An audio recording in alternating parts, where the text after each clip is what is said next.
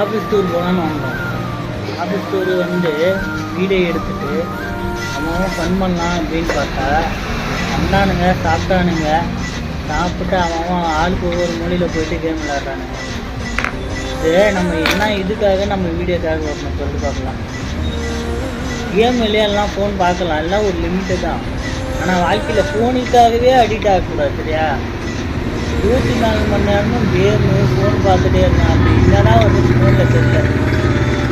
இருக்கிற கொஞ்ச நேரத்தை இப்போ ஃப்ரெண்ட்ஸுக்காக டைம் ஸ்பெண்ட் பண்ணுறோமா, வரோமா, அழகாக ஃப்ரெண்ட்ஸோட நல்லா ஒரு எல்லாத்தையும் ஷேர் பண்ணி பேசணும். அதை இப்போ அந்த இடத்துலையே நம்ம ஃபோனை பேசிட்டு கேம் விளையாட்டு இருந்தால் இதுக்கு தான் நம்ம பார்க்கலாம்.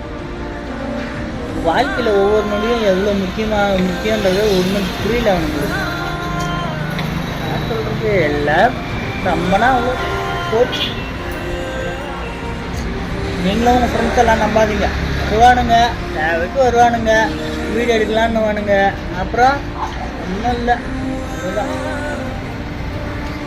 போடா, நீ வேணா ஏடா வீடியோ எடுக்கிற போடா.